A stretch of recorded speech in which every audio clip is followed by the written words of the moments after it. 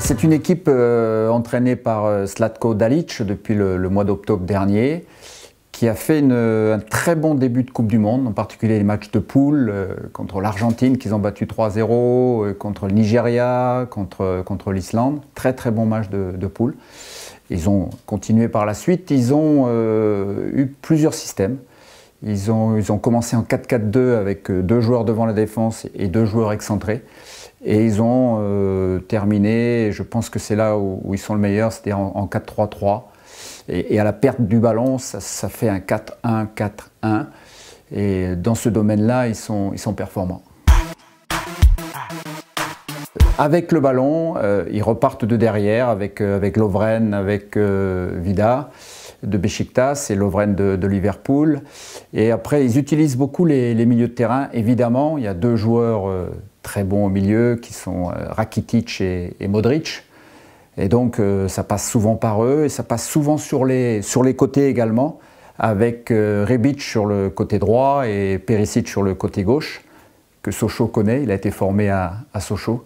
Et bien sûr, Mandzukic, qui joue avant-centre dans cette équipe, contrairement à la Juve où il joue plutôt sur les côtés. Et donc, c'est une équipe qui centre beaucoup, qui est capable d'amener le danger dans la surface adverse. Et ils ont vraiment des joueurs de qualité, une très bonne technique individuelle et aussi efficace. C'est plutôt lorsqu'ils ont perdu le ballon, ils sont capables de harceler le porteur du ballon, c'est-à-dire dans la moitié adverse. Ils sont capables aussi de jouer avec un bloc bas. Ils ont des joueurs assez malins, ils ont des joueurs avec une condition physique très intéressante. Et ils ont surtout des ressources. C'est une équipe surtout qui a des ressources, qui a été capable de revenir au score. Ils ont été menés contre le Danemark en 8e de finale, ils ont su revenir au score. Ils ont été menés contre la Russie, ils sont revenus au score. Ils ont été menés contre l'Angleterre, ils ont battu les Anglais en demi-finale.